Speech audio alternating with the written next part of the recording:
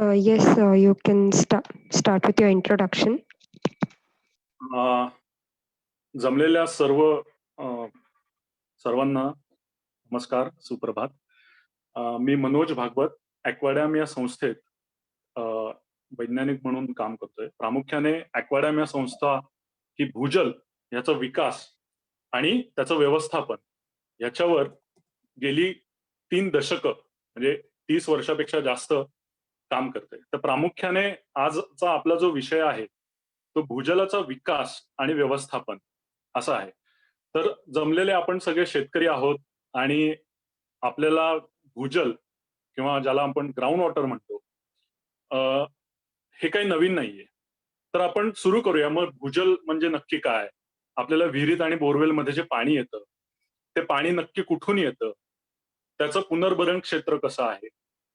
त्याचं व्यवस्थापन आपल्याला कसं करता येईल? विकास, व्यवस्थापन, मागणी या ज्या सगळ्या संकल्पना आहेत, ह्या आपण वैयक्तिक रित्या जेव्हा आपण शेताला पाणी देतो किंवा बोरद्वारे पाणी देतो, तेव्हा आपल्याला आपल्याला जेवढं लागतं तेवढं घेतो. पण हे जे संसाधन आहे, भूजल किंवा आपण ज्याला भूजल धारक म्हणतो, हा आपल्या विहिरी खालचा आपल्या शेतातला जरी तो असेल, तरी हा सामायिक आहे. तर हे कसं? मग त्याचं व्यवस्थापन कसं? असे अनेक प्रश्न आपल्याला आपण अनेक प्रश्नांची उत्तरं या सत्रामध्ये शोधण्याचा प्रयत्न करू. तर सर्वप्रथम आपण बघूयात भूजल म्हणजे काय? तर तुम्हाला सगळ्यांना माहितीच आहे, की तुम्ही तुमच्याकडे विहीर असेल, बोरवेल असेल, त्याच्यानंतर त्याच्यातनं तुम्ही पाणी देत असाल विहीर आणि बोरवेल बरोबर? तर भूजल हे तुम्हाला कुठं-कुठं दिसतं?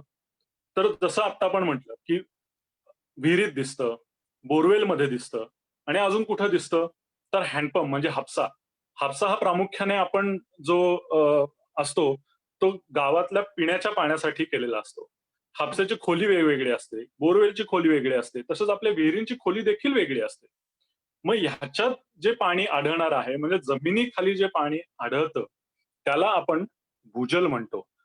आता हे भूजल म्हणजे आपण जे वापरतो, तर हे भूजल आपल्याला जमिनीखाली आढळतं. पण जसं सॉरी टू आपल्याला सॉरी टू इंटरप्ट. तुम्हाला स्क्रीन दिसत आहे?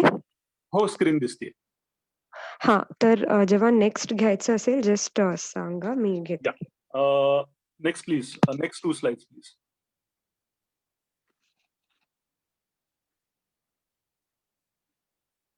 या. This is done. Next please. Yeah. तर जे आपल्याला भूजल आपण जे जमिनीवर पाणी बघतो आणि आपण जे विहीर आणि बोरवेलमधनं जे पाणी उपसत असतो. तर आपल्याला जमिनीला आपल्याला दिसतं तळ्यात पाणी इतकं आहे किंवा पावसाचं पाणी इतकं आहे.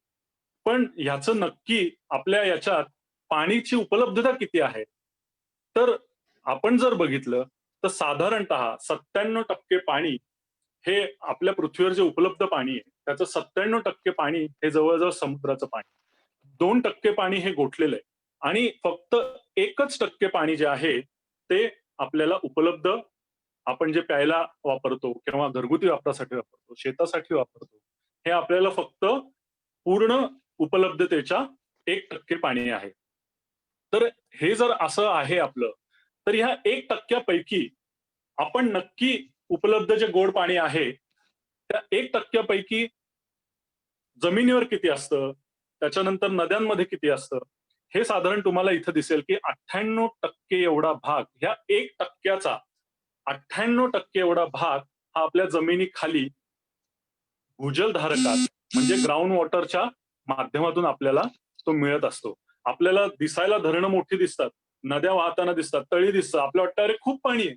पण त्याच्यापेक्षाही जास्त पाणी आपण या जमिनीखालनं जे जिथं साठतं त्याला आपण भूजलधारक म्हणजे ॲक्विफर म्हणतो.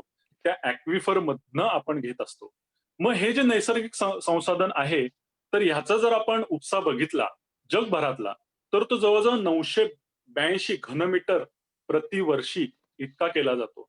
म्हणजे उपलब्ध गोड्या पाण्याच्या ह्याच्यातनं आपलं खूप काही असा मोठा भाग, जवळ-जवळ 98% भाग आपल्या जमिनीखालच्या जमिनीखालून जे पाणी आहे त्याच्यातून आपल्याला उपलब्ध होतो. हे भूजलधारक आपल्याला दिसत नाही, पण आपण ते वापरत असतो. जर धरणात आपल्याला जवळ-जवळ पाणी दिसतं, वाटतं भरपूर आहे, पण त्याच्यापेक्षा कितीतरी प्रमाणात जास्त आपण हे पाणी भूजलधारकातून घेत असतो. Next please. हॅलो? या. तर मग ह्याचं समजा आपण जे वेगवेगळे देश आहेत, हे भूजलाचा किती वापर करतायत, ह्याचं समजा आपण एक अनुमान काढायचं किंवा एक अनुमान काढलेलं आहे.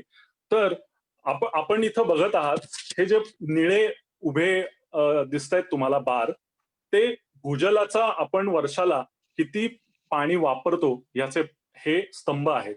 आणि खाली जर तुम्हाला दिसेल, तर तिथे तुम्हाला वेगवेगळ्या देशांची नावं दिसतायत. भारत, चायना, त्याच्यानंतर America, Pakistan, Iran, Bangladesh, Mexico असे वेगवेगळे देश आहेत. तर या देशांमध्ये जर तुम्ही बघितलं, तर हा जो पहिला स्तंभ आहे तो भारताचा आहे. भारताचा बाकीच्या देशांच्या तुलनेत हा भूजलाचा उपसा हा खूप प्रमाणात खूप जास्त आहे. त्याच्यानंतर मग चीन, त्याच्यानंतर मग अमेरिका आणि पुढे असे सगळे आहेत. तर आपला देश हा प्रामुख्याने जसा आपल्याला माहिती आहे, हा कृषी प्रधान देश आहे. आणि आपल्या देशामध्ये जे सिंचन म्हणजे पावसाव्यतिरिक्त जर आपण कुठं करत असू, तर ते जास्त करून आपण विहिरीतनं किंवा बोरवेलमधनं करतो. आणि म्हणजेच आपण भूजलधारकातून जे भूजल आपल्याला मिळतं, त्याच्यातून करतो. आणि तुम्हाला इथं दिसेल हा पहिला स्तंभ जो आहे, जवळ-जवळ 250 घनमीटर प्रतिवर्षी एवढं पाणी आपण भूजलातनं उपसतो. Next please. मग प्रश्न असा येतो, की आपण हे भूजल वापरतो, भूजलधारकातनं पाणी वापरतो. तर हे आपल्याला आज नवीन आहे का? आपल्या देशातल्या किती जण असे वापरतात आणि कुठं-कुठं वापरतात? तर नाही. आपलं आपल्या देशात भूजलाचा वापर हा काही आपल्यासाठी नवीन नाहीये. तुम्ही जर इथं उजवीकडे चित्र बघत असाल, तिकडे तुम्हाला एक अशी विहीर दिसते.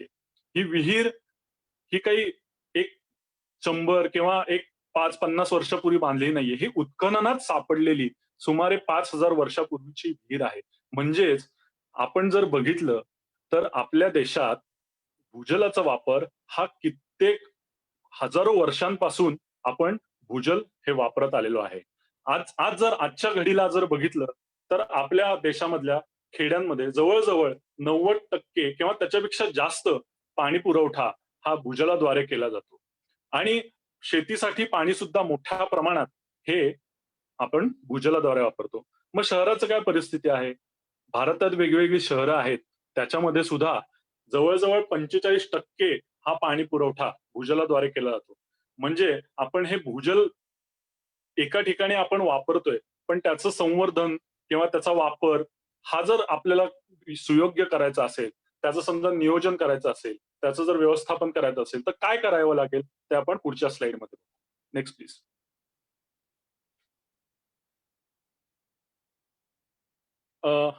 नाही एक आधीची स्लाइड. एक स्लाइड नाही याच्या आधीची.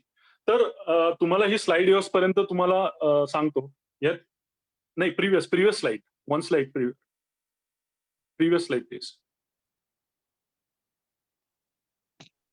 Yes, okay. 1 सेकंड. या. तर सर्वसाधारण आपण आपल्या शेतात जेव्हा पाणी देत असतो किंवा आपण जेव्हा शेतात पिकं घेत असतो, तर तुम्हाला समजा असं दिसलं, की एका शेतामध्ये समजा 5 एकरात शेत आहे. जर तुम्हाला कॅनलचं पाणी असेल, तर तुम्ही कसं पीक घ्याल?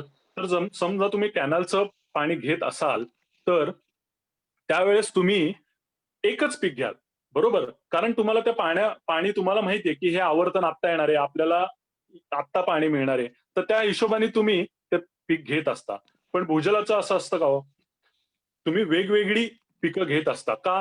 कारण समजा तुम्हाला हे पीक नाही याच्यातनं हे झालं, तर दुसऱ्या पिकातनं उत्पन्न मिळेल. म्हणजे तुम्हाला असं कळेल, की समजा तुम्ही भूजलाची निर्भरता तुमची जेव्हा वाढते, तेव्हा तुम्हाला पीक नियोजन सुद्धा तुम्ही करता. मग त्या पद्धतीने समजा आपल्याला पाण्याचं नियोजन किंवा आपल्याला जो उपलब्ध पाणीसाठा आहे त्याचं नियोजन करता आलं, तर ते पाणी सर्वांना मिळण्यासारखं आहे. ते नियोजन कसं करायचं ते आपण पुढे बघूया. Thank you. Next slide please.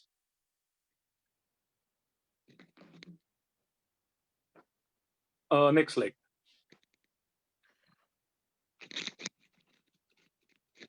Hello. या.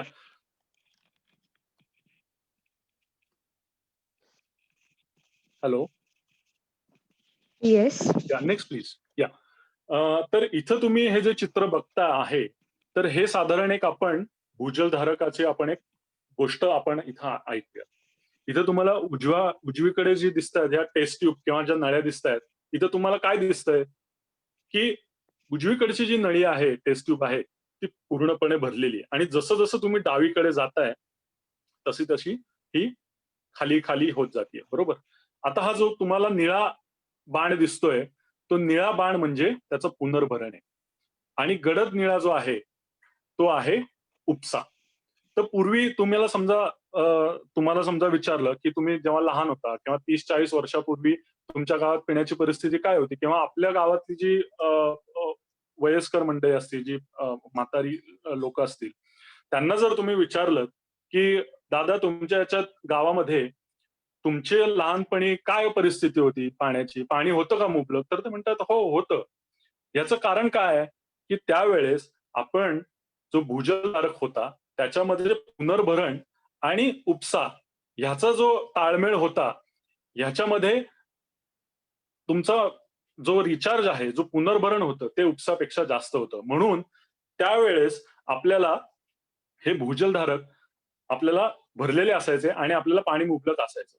पण जसं-जसं काळ पुढे येत गेला, जशा-जशा टेक्नॉलॉजी येत गेल्या, बोरवेलचं तंत्रज्ञान येत गेलं, जसं आपल्या शेतीखालची जमीन वाढली, तसं-तसं आपला उपसा वाढत गेला आणि पुनर्भरण होत गेलं. मग याचा परिणाम कशा-कशावर झाला? तर याचा परिणाम एक तर कृषी अर्थव्यवस्थेवर झाला. बरोबर? म्हणजे आपलं जसं क्षेत्र वाढलं, तसा आपला उपसा वाढला. पण त्या याने आपली अ, अ, पिकं घ्यायचं प्रमाण वाढलं. पण पीक वाढली का? नाही वाढली. मग आपल्याला ऊर्जा, जे आपण जे पहिले पाणी 10 फुटावर होतं, ते 50 फुटावर गेलं. म्हणजे ते 50 फुटावर गेलेलं पाणी आपल्याला उपसायला जास्त ऊर्जेची गरज लागली. म्हणजे ऊर्जा आपली वाढली. त्याच्यानंतर आपल्याला जर तुम्ही बघत असाल, की ओढ्या-नाल्यांना पहिले पाणी असायचं. ते पाणी पण आता ओढ्या-नाल्यांना बारमाही नसतं. ज्याला आपण मूळ प्रवाह किंवा बेस फ्लो म्हणतो. याच्यानंतर सगळ्यात महत्त्वाचा भाग काय झाला, की जी पेयजल सुरक्षितता आहे, म्हणजे आजकाल आपल्या बऱ्याचशा खेड्यांमध्ये उन्हाळ्यात हिवाळ्यानंतर मार्च, एप्रिलमध्ये सर्वसाधारण विहिरी कोरड्या पडत जातात. आणि बहुतांश ठिकाणी आपल्या ग्रामीण भागात ही पाणी जे आहे, पिण्याचं पाणी आहे, ते भूजलावर किंवा विहिरीवर किंवा बोरवेलवर. पण ह्या जास्त उपशामुळे, या सगळ्या गोष्टींमुळे या कोरड्या पडत चालल्या. म्हणजे आपली पेयजल सुरक्षितता कुठेतरी धोक्यात आलेली आहे. ह्याचा सगळा परिणाम आता कसं होतंय, जी तुम्ही शेवटची जर नळी बघितली, तर ती तुम्हाला खाली दिसेल. म्हणजे याचाच अर्थ असा, की आपली भूजल पातळी जी आहे, जी भूजलधारकातली भूजल पातळी आहे, ती अत्यंत खाली गेली. त्याला उपसण्यासाठी आपल्याला ऊर्जा पण जास्त लागते, म्हणजे इलेक्ट्रिसिटी पण जास्त लागते. तेवढं पाणी पण उपलब्ध होत नाही आणि पर्यायाने आपल्याला ही सगळी तूट पडत आहे. होतंय कसं, की पाऊस पडतोय, दरवर्षी विहिरी भरतात, पण त्याच्यापेक्षा जास्त आपण उपसा करतो. मग हे असं का होतंय? आपल्याला आता हे कायम असंच राहणार आहे का? का ह्याच्यापेक्षा अजून काही जास्त भयाण परिस्थिती होऊ नये, म्हणून आपल्याला काही गोष्टी करायच्या आहेत. म्हणून याचं व्यवस्थापन आणि मागणी, पुरवठा या गोष्टी आपण कशा करणार आहोत, हे आपण बघूया. Next please. हॅलो.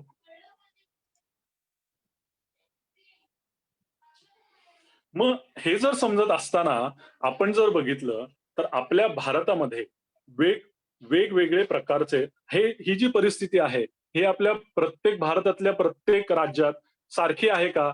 नाही. तर आपण जर बघितलं, तर तुम्ही गंगाचा गाळाचा प्रदेश आहे. तिथं पाण्याच्या समस्या वेगळ्या आहेत. आपल्या महाराष्ट्रामध्ये जे दख्खनचं पठार आपण ज्याला म्हणतो, तिथं आपल्या पाण्याच्या समस्या वेगळ्या आहेत.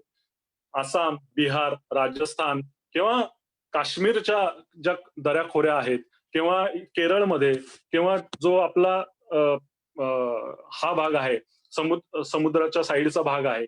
तिथल्या पाण्याच्या समस्या वेगवेगळ्या आहेत. असं का आहे? तर त्याचं कारण असं आहे, की देशातले जे हे पाण्याशी निगडीत जे प्रश्न आहेत, हे भूजल कुठं अडतं? तर खडकांमध्ये आढळतं. तर आपल्या भारतामध्ये वेगवेगळे खडक आढळतात. मग हे जर आपल्याला भूजलाच्या समस्या, भूजलाचं नियोजन, भूजलाचं समजा व्यवस्थापन करायचं असेल, तर आपल्याला हे खडक हे जाणून घेणं संबंधित आहे. म्हणजे थोडक्यात सांगायचं म्हणजे तुम्हाला आता एक उदाहरण देतो, की समजा आपल्याकडे पिण्याचा पाण्याचा ग्लास आहे. आपण जेव्हा लहान मुलांना पाणी प्यायला देतो, तेव्हा आपण बाटलीतनं देतो. आपल्याला प्यायचं असेल, तर ते आपण ग्लासातनं किंवा तांब्यातनं पितो, बरोबर? म्हणजे त्या तांब्याची जी क्षमता आहे, ती किती असते? साधारण 1 ते 1.5 लिटर असते. पण ही लहान मुलांची किती असते हो? साधारण एक 200 एम-एल किंवा 300 एम-एल मिलीलिटर असते, बरोबर? तसंच काहीसं आपलं भूजलाचं आहे, भूजलधारकांचं आहे. मग हे कोण ठरवतं, की याची जी साठवण क्षमता आहे, हे कशावर अवलंबून आहे? तर हे खडकांच्या प्रकारावर अवलंबून आहे. त्या खडकांमध्ये असलेल्या जिथं भूजल साठतं, त्या भेगा, सपा आणि त्याच्यामध्ये वहन करण्याची जी क्षमता आहे, त्याच्यावर ह्या सगळ्या गोष्टी अवलंबून असतात. म्हणून आपल्या देशातला भूजलासंबंधीचे प्रश्न आहेत, ते खडकांशी निगडीत आहेत. मग तुम्ही जर असं म्हणाल, की तुम्हाला जर माहिती असेल, की पंजाब आणि राजस्थानमध्ये पंजाबमधनं भटिंडा ते जयपूर राजस्थानमध्ये एक ट्रेन येते, ज्याला आपण कॅन्सर एक्सप्रेस म्हणून प्रसिद्ध आहे. तर हे कशामुळे झालंय? तर जेव्हा हरित क्रांती झाली पंजाबमध्ये, तेव्हा त्यांनी भरपूर सारी फर्टिलायझर्स, पेस्टिसाइड वापरली गव्हाच्या उत्पादनासाठी. ही सगळी फर्टिलायझर्स कालांतराने सगळी जमिनीखाली उतरून त्या भूजलधारकात आली आणि त्यामुळे ते पाणी पिल्यामुळे तिथल्या लोकांना जास्त करून कॅन्सर हा रोग झालाय. म्हणजे हा झाला मनुष्य निर्मित मनुष्याच्या वापरामुळे किंवा मनुष्य निर्मित हे जे काही आजार आहेत ते मनुष्य निर्मित आहेत. पण खडकांमध्ये पण काही असे गुणधर्म असतात, की ज्यामुळे आपल्याला काही ठिकाणी काही प्रश्न उद्भवू शकतात. जसं काही तुम्हाला सांगायचं झालं, तर आपल्या महाराष्ट्रामध्ये जो अग्निजन्य खडक आढळतो, तिकडं फ्लोराईडचं प्रमाण हे आढळतं. तर हे फ्लोराईड समजा आपण जास्त काळ जास्त सेवन केलं, तर आपल्याला काय होतं, तर हाडांचा आपल्याला आजार होऊ शकतात. किंवा बिहार, पंजाबमध्ये जर तुम्ही गाळाच्या प्रदेशात गेला, तर तिकडं आर्सेनिक किंवा अजून अ, वेगळ्या प्रकारचे काही तिथं अनुवांशिक त्या खडकांमध्येच जे काही मूलद्रव्य असतात, ती मूलद्रव्य जर पाण्याच्या संपर्कात आल्यामुळे ते पाण्यात उतरतात आणि त्यामुळे आपल्याला तिथं नैसर्गिकरित्या खडकांच्या गुणधर्मामुळे काही आजार जडू शकतात. मग हे जर सगळं आपल्याला कळायचं असेल, हे भूजलासंबंधीचे प्रश्न आपल्याला कळायचे असतील, भूजलाच्या उपलब्धतेविषयी आपल्याला प्रश्न कळायचे असतील, तर आपल्याला आपल्या भागातला खडक हा ओळखणे आणि खडकाची साठवण क्षमता जसं मी मगाशी सांगितलं, की तांब्यामध्ये 1 लिटर पाणी मावतंय. तर आपल्या गावातल्या आपलं जे गाव आहे त्याच्या खालचा जो खडक आहे, त्या खडकाची साठवण क्षमता किती आहे, ते पहिलं आपल्याला जाणलं पाहिजे. ते जाणल्यानंतर आपल्याला किती पाणी प्यायचंय म्हणजे 1-1.5 लिटर आपल्याकडे जो लोटा आहे, त्या 1.5 लिटर मधलं 1.5 लिटर मी एकटा पिणार आहे का 1.5 लिटर मी वाटून पिणार आहे, हे आपल्याला ठरवलं पाहिजे. मग ह्या सगळ्यासाठी आपल्याला प्रामुख्याने पहिले जे ज्या भूजलधारकात, ज्या खडकांमध्ये सापडतं, ते आपल्याला आणि त्याच्याशी रिलेटेड जे प्रश्न आहेत, ते प्रश्न आपल्याला पहिले ओळखणं गरजेचं आहे. तर त्याच्यासाठी काय करायचं नेक्स्ट त्याच्यासाठी आपण जेव्हा म्हणतो, की जेव्हा आपण भूजलधारकाचा विचार करतो, तेव्हा आपल्याला वरवर जसं तुम्ही हे आपलं दख्खनच्या पठाराचं चित्र आहे, जिथं तुम्ही मागे एक डोंगर दिसेल आणि दिसतोय तुम्हाला आणि त्याच्यामध्ये असे आडवे काही लेयर आहेत. ही तुम्हाला इकडे उजवीकडे एक विहीर दिसतीये, बरोबर? ही विहीर तुम्हाला दिसतीये. याचं पुनर्भरण क्षेत्र कुठं आहे? हे नुसतं आपल्याला सोर्स किंवा स्त्रोत बघून उपयोग नाही.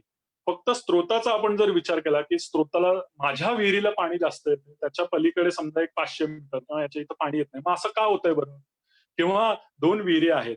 माझ्या विहिरीतलं पाणी उपसल्यानंतर पलीकडच्याचं पाणी कमी होतं.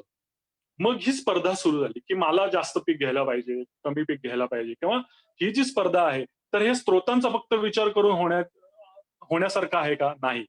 तर आपल्याला त्याच्यासाठी पहिले भूजलधारकाचा विचार करा नेक्स्ट प्लीज. एक फक्त क्लिक वन्स. या. तर हे सगळं आपल्याला न बघता आपल्याला भूजलधारकाचा केला पाहिजे. स्त्रोताचा विचार न करता ज्या स्त्रोतात जिथून पाणी येतंय म्हणजेच त्या भूजलधारक म्हणजेच ॲक्विफरचा आपल्याला तिथे विचार करायचा आहे. म्हणजे आपल्याला स्त्रोताचा विचार न करता संसाधनाचा विचार केला पाहिजे. बरोबर. मग आता जसं आपण म्हणतो की आपल्या विहिरीत नेक्स्ट प्लीज. जसं आपण म्हणतोय की आपल्या विहिरीत येणारं जे पाणी आहे, ते भूजल धारकातून येतं. मग भूजल धारक म्हणजे काय? Just press just click. Yeah click, click, click. 3-4 times click. Yeah. तर आपण हे जेव्हा म्हणत असतो, की मग भूजल म्हणजे काय? किंवा भूजलधारक म्हणजे काय? तर भूजल म्हणजे आपल्याला कळलं की जमिनीखालचं पाणी. मग भूजलधारक म्हणजे काय? की ज्या खडकांमध्ये, ज्या स्तरांमध्ये पाणी साठतं, त्या स्तराच्या भागाला आपण भूजलधारक म्हणतो. मग आपल्या विहिरीत आपण जेव्हा बघतो, तुम्ही इथं चित्रात जर बघत असाल, की इकडं काही सपाटनं पाणी येतंय, बरोबर? मग हे जे जिथनं येतंय, त्या भागाला आपण भूजलधारक म्हणतो. तर जसं आपण मगाशी पहिल्या चित्रामध्ये बघितलं, की वेगवेगळ्या खडकांमध्ये वेगवेगळी साठवण क्षमता असते. जसं मी तुम्हाला उदाहरण दिलं, की तांब्या आणि छोट्या याची लहान मुलाची बाटली. तर आपण असं म्हणूया, की गाळाचा प्रदेश जिथं असतो, तिथं आपण म्हणूया तांब्या. म्हणजे त्याची साठवण क्षमता पण जास्त असते आणि वहन क्षमता पण जास्त असते. पण आपला जो महाराष्ट्रातला जो खडक आहे, तो खडकांमध्ये ही भूजलाची साठवण क्षमता म्हणजे नैसर्गिकरित्या साठवण क्षमता ह्याची गाळाच्या प्रदेशापेक्षा कमी आहे. आणि त्याची वहन क्षमता ही कशावर अवलंबून आहे? तर त्याच्यामध्ये चिरा, भेगा, छिद्र ही साठवण क्षमता जे एकमेकाला जोडलेले असतात. जेव्हा चिरा, भेगा, छिद्र आपल्या खडकांमध्ये जेव्हा जोडलेले असतात, तेव्हा ते पाणी वाहतं. आणि ह्या जोडण्याच्या फ्रिक्वेन्सीला किंवा डेन्सिटीला, घनतेला ह्याच्यावर आपली वहन क्षमता अवलंबून आहे. मग हे सगळं आपल्याला जर कळालं, तर आपण अनुमान काढू शकतो. म्हणून आपल्याला भूजलधारकाबद्दल समजा नेक्स्ट प्लीज. भूजलधारकाबद्दल समजायचं असेल, जसं मी मगाशी म्हटलं, तर आपल्याला खडकांबद्दल आपल्याला समजणं गरजेचं आहे. Next please.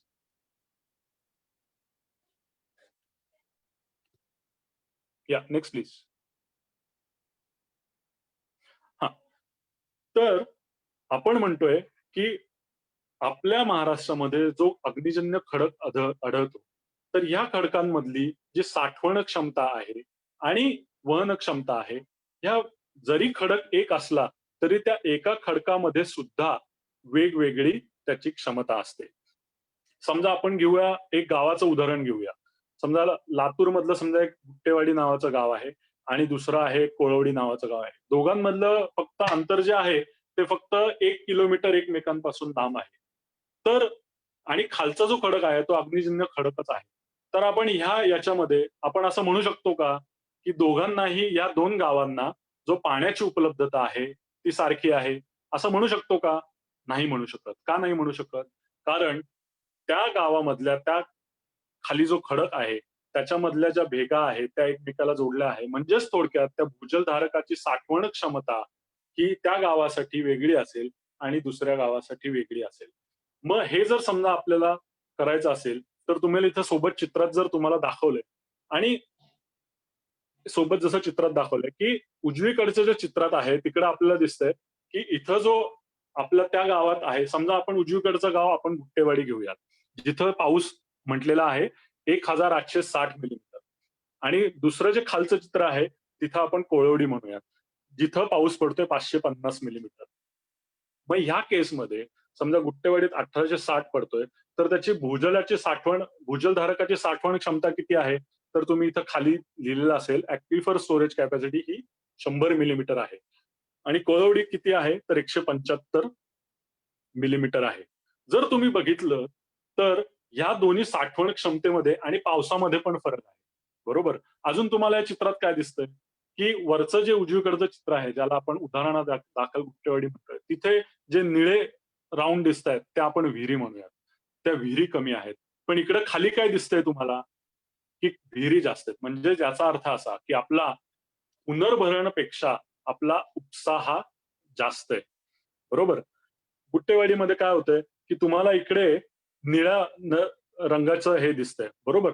एक दोन्ही इथं नदी दिसते. पण ह्या दोन्ही याच्यामध्ये फरक आहे. एकामध्ये तुम्हाला पाणी भूजलधारकातनं येतंय आणि दुसऱ्यामध्ये ते भूजलधारकात चाललेलं आहे. मग आपल्याला कसं पाहिजे? आपल्या गावात आपल्याला चित्र कसं पाहिजे, तर भूजलधारकातून पाणी बाहेर आलं पाहिजे. का? याचाच अर्थ असा होतो, जेव्हा भूजलधारकातून पाणी नद्यांमध्ये, नाल्यांमध्ये, ओढ्यांमध्ये येतं, जे आपण 30 वर्षापूर्वी आपले जे आई आई-वडील असतील किंवा आजोबा असतील, ते सांगत असतील, पूर्वी मे महिन्यात सुद्धा आमच्या ओढ्याला पाणी असायचं.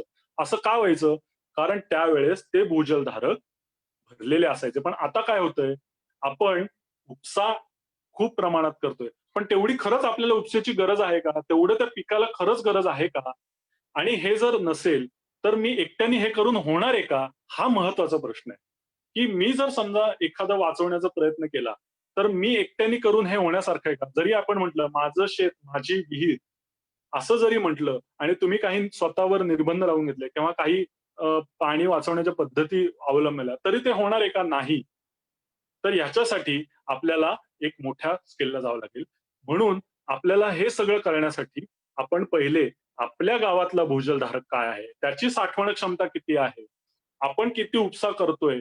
हे आपल्याला कळणं अत्यंत गरजेचं आहे. आणि त्याच्यासाठी आपण आपल्या शासनाच्या भरपूर योजना आहेत. त्या आपण वाटल्यास नंतरच्या सत्रात त्या योजना कशा आहेत? भूजलधारकात आपण पाणी कसं वाढवायचं? पुनर्भरण क्षेत्र कशी ओळखायची? त्याच्यासाठी काय-काय करणं गरजेचं आहे? हे आपण बघूया. पण आजच्या सत्रामध्ये आपण भूजलधारकाचं व्यवस्थापन हे कसं करायचं किंवा भूजलधारक हा काय आहे? हे आपण बघूया. Next please. तर आपण जर बघितलं, तर आपण भूजलधारकाचं जो व्यवस्थापनाचा आपला दृष्टिकोन काय आहे? आपल्या गावात वेगवेगळ्या कामं होतात, बरोबर? पण त्याच्यामध्ये आपण काय कशावर भर देतो? तर आपण तळी करण्यात, शेततळी करण्यात किंवा एखादी विहीर घेण्यात, एखादा स्त्रोत घेण्यात किंवा बंधारे बांधण्यात ह्याचा आपण विचार करतो. म्हणजेच काय? आपण भूपृष्ठावरील पाणी कसं वाढवावं हे बघतो. पण आपण हे विचार करतो का, की आपण एखाद्या ठिकाणी तळं बांधलं, की त्या तळ्यातलं पाणी जमिनीत तिथं मुरतंय का? अशी साईट आपण निवडतो का? नाही. तर आपल्याला जिथं वाटतं तिथं आपण बांधत चालतो. पण तसं करणं तसं न करता आपण जर अशी साईड निवडली, की जास्तीत जास्त पाणी आपलं जमिनीत मुरेल. कारण जर तुम्हाला माहिती असेल मित्रांनो, तर जमिनीवरचं पाणी हे जवळ-जवळ 35% हे बाष्पीभवन होतं आणि जमिनी एकदा ते मुरलं, की ते आपल्याला जास्त काळ उपलब्ध होतं. मग आपण जेव्हा पुढे भविष्यात जे कामं करणार आहोत, त्याच्यावर आपण कशावर भर दिला पाहिजे? नक्कीच आपण स्ट्रक्चर बांधण्यात किंवा बंधारे बांधण्यात भर दिला पाहिजे. पण ते भर कुठं बांधावेत हे आपल्याला जर कळलं, तर त्याचा निश्चितच फायदा होणार आहे. जसं आपण खातो फक्त तोंडानेच, तसं भूजलधारकात आपल्या गावातल्या भूजलधारकात पाणी मुरण्याची काही विशिष्ट जागा असते. ती विशिष्ट जागा आपल्याला केव्हा कळेल? जेव्हा आपण आपल्या गावातल्या खडकांचा अभ्यास करू, तिथले भूजलधारक आपल्याला कळतील, तेव्हा आपल्याला ह्या सगळ्या गोष्टी कळतील आणि ह्या गोष्टी कळल्यानंतर आपण त्याचं व्यवस्थापन अधिक चांगल्यारीत्या करू शकतो. म्हणून भूजल व्यवस्थापन कार्यक्रमात आपल्याला भूजलाचा स्रोत विकसित करण्यात आत्ता जो आहे तो भर आहे. पण नुसता आपला स्रोत विकसित करून चालणार नाही. त्याच्या व्यवस्थापनावर पण एक भर दिला पाहिजे. मग साधारण आपण जर बघितलं, तर आत्तापर्यंत तुम्हाला जर कळलं असेल, तर साधारण लोकांचा समज काय आहे? एकच मिनिट. या. तर साधारण लोकांचा समज काय आहे, की जसं-जसं आपण खोल जाऊ, तसं-तसं आपल्याला जास्त पाणी लागणार आहे. तसं होतं का हो? तर तसं होत नाही.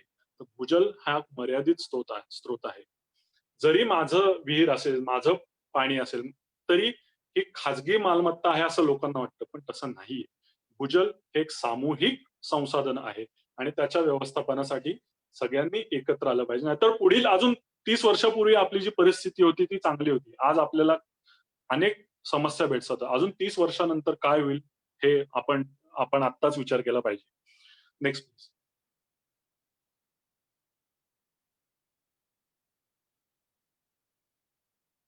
मग हे जर करत असताना जसं मी म्हटलं, की आपल्याला समजा आपल्या गावातल्या भूजलधारकाचं व्यवस्थापन करायचंय. आपल्या गावातले अ, जे भूजलधारक आहेत, ते समजा अधोरेखित करायचे किंवा त्याचं व्यवस्थापन करायचं. तर आपल्याला कुठल्या-कुठल्या गोष्टी माहिती आहे. तर उदाहरणादाखल इथं इथं 2 मी एक चित्रात तुम्ही दिसेल, की एक विलेज, एक गाव क्रमांक 1 आणि गाव क्रमांक 2 असं तुम्हाला दिसतंय. तर ह्या गावामध्ये एका गावामध्ये जे बाण दिसतायत ते आहेत झरे. आणि दुसऱ्या गावामध्ये जी एक काळ्या रंगाची रेघ दिसते ती आहे आपली बोरवेल. आता जर मी तुम्हाला सांगितलं, की तुम्हाला पुनर्भरणाची कामं करायची आहेत. तर तुम्ही कुठं कराल? तर ज्या ठिकाणी तुम्हाला दोन नद्या नाले एकत्र येतील तिथं तुम्ही बांधाल. बरोबर. किंवा जिथं तुम्हाला गावात करणं सोयीस्कर आहे तिथं कराल. पण असं करून चालणार आहे का? नाही. मग त्याच्यासाठी आपल्याला काय आवश्यक आहे? Just press once, click once. या. पण जेव्हा तुम्हाला हा भूजल धारकाचा संदर्भ येतो, तेव्हा तुम्हाला गोष्टी क्लिअर होतात. आता तुम्ही काय सांगाल, की आपला भूजल धारक जिथनं झरे निघतायत आणि जे बोरवेल आहे, ते बोरवेल पाणी आणि झऱ्यामधनं येणारं पाणी हे एकाच भूजल धारकातनं आहे. म्हणजे याचा अर्थ काय होतो? समजा 2 नंबरचं जे गाव आहे, त्यांनी समजा भूजलाचा उपसा वाढवला, तर गाव क्रमांक 1 मधले झरे हे आटणार आहेत. म्हणजे त्यांना पिण्याच्या पाण्याचा प्रश्न येणार आहे. आणि समजा हे झरे आपल्याला बारामाही करायचे असतील, तर यांनी उपसा एकतर नियंत्रित केला पाहिजे. आता ही झाली व्यवस्थापनाची साईड.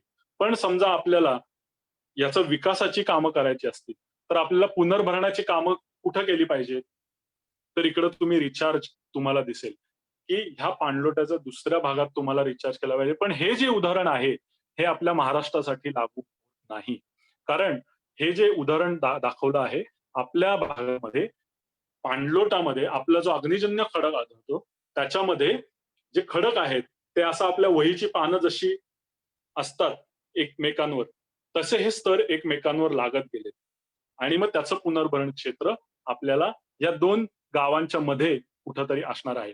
हे जे उदाहरण आहे, ते जे मगाशी जसं म्हटलं, की आपल्या भारतामध्ये वेगवेगळ्या प्रकारचे खडक आढळतात. काश्मीरमध्ये वेगळे आढळतात, आसाममध्ये गाळाचा प्रदेश आढळतो, कर्नाटकमध्ये वेगळे खडक आढळतात. तर हे खडकांच्या अनुषंगाने हे आपण रिचार्ज इथं दिले, जिथं पुनर्भरण क्षेत्र दिलं आहे. तर जिथं उत्तरेकडचे जे देश आपले जे भाग आहेत, जो प्रदेश आहेत, त्याच्यामध्ये असे वेगवेगळे खडक आढळतात, ज्याच्यामध्ये वेगवेगळे फोल्ड्स किंवा आपण ज्याला घड्या आढळतात. त्या कंडिशनमध्ये हे उदाहरण आहे. पण आपण जर आपल्या महाराष्ट्रासाठी बघायला गेलं, तर आपण आपल्या भागात जो अग्निजन्य खडक आढळतो, जसं मी मगाशी म्हटलं, तसे आडवे थर आढळतात आणि ह्या आडव्या थरांमध्ये आपल्याला जर भूजलधारक कळला, त्याचं पुनर्भरण क्षेत्र कळलं, तर आपण हे स्त्रोत आणि संसाधन याचा आपण ताळमेळ करून त्याचं नक्कीच आपण पुढे व्यवस्थापन करू शकतो. Next please. मग जर तुम्हाला हे जर करायचं असेल, तर म्हणजे आता तुम्हाला कळलं असेल, की तुमच्या गावात समजा पाण्याचा तुटवडा असेल, तर हे एक तर गोष्ट क्लिअर झाली, की हे एकट्या-दुकट्याने करण्याचं काम नाही. पिण्याचं पाणी समजा आम्हाला वर्षभर पुरवायचं असेल, तर मी फक्त करून उपयोग नाही. किंवा एखाद्या 2-4 लोकांनी करून उपयोग नाही. तर त्याच्यासाठी गावांनी एकत्र येणं अपेक्षित आहे. गावापेक्षा आपण म्हणू, की भूजलधारक ज्या सीमा आहे, त्याच्यामध्ये समजा 1 गाव असेल किंवा 2 गावं असतील, या गावांनी एकत्र येणं अपेक्षित आहे. कारण जसं मागे तुम्ही मागच्या चित्रात बघितलं, की 1 गाव डोंगरावर होतं आणि 1 गाव खाली होतं. समजा आपण तिथं म्हणलं, की ह्याच्यामध्ये त्या भूजलधारकाचं पुनर्भरण क्षेत्र वर होतं. म्हणजे आपलं गाव क्रमांक 2 मध्ये होतं. म्हणजे पुनर्भरण करतायत ते, त्याचा फायदा होतोय तुम्हाला, गाव क्रमांक 1 जे खाली आहे. मग हे जर असं होत असेल, तर तुम्हाला या दोन्ही गावांच्या लोकांनी एकत्र येऊन जिथं जसं आपण इथनच खातो, तसं त्या पुनर्भरण क्षेत्रात कामं केल्यामुळे पर्यायाने तुम्हाला पण पाणी उपलब्ध होणार आहे आणि ते पाणी आपण साधारण सगळ्यांनी मिळून ते वापरलं पाहिजे. जसं आपल्या भारतीय संस्कृतीमध्ये आपण जेवण सगळ्यांसाठीच बनवतो, बरोबर? पण आपल्या समजा दुसऱ्याच्या ताटातनं आपण घास घेत असू, तर ही विकृती झाली. पण आपण आपल्या घासातला घास समजा दिला, तर त्याला आपण संस्कृती म्हणतो, जी आपली भारतीय संस्कृती आहे. म्हणून हे भूजलधारकाचं पण व्यवस्थापन करायचं असेल, तर भूजलधारकाच्या पहिले सीमा अधोरेखित करून त्याच्यामध्ये 1 गाव असेल, तर 1 गावानी बैठका घेऊन ते व्यवस्थापन केलं पाहिजे. जर 2 गावं असतील, तर 2 गावांनी एकत्र येऊन हा सामोपचाराने विचार करून याचं व्यवस्थापन केलं पाहिजे. इथं तुम्ही चित्रात जसं म्हटलंय, की इथं एक पिवळ्या अक्षरात लिहिलंय अपस्ट्रीम आणि खालच्या ठिकाणी डाउनस्ट्रीम. म्हणजे तुमचं पाणी जे आहे ते वरून खाली वाहतंय. तर मग याचा संदर्भ तुम्ही भूजलधारकाशी कसा लावणार आहात? समजा तुमच्या गावात असं चित्र असेल. जर तुम्हाला मी म्हटलं, की हे पाणी इथंच येतंय, इथं थांबलंय. पण मग पुढे जातंय कुठं? तुम्हाला जर समजा म्हटलं, की इथं हे पाणी इथं थांबतंय, मग ते काय उडून चाललंय का? नाही. Next please. तर मग त्याचं काय होतंय? याचा अर्थ असा, की ते पाणी तुमच्या भूजलधारकात चाललंय. आता ह्याचा संदर्भ आपल्याला कसा जोडता येईल? तर याचा संदर्भ आपल्याला भूजलधारकाशी जोडता येईल. त्याच्या व्यवस्थापनाशी जोडता येईल. पण हे कळण्यासाठी तुम्हाला भूजलधारक ओळखणं आवश्यक आहे. Next please.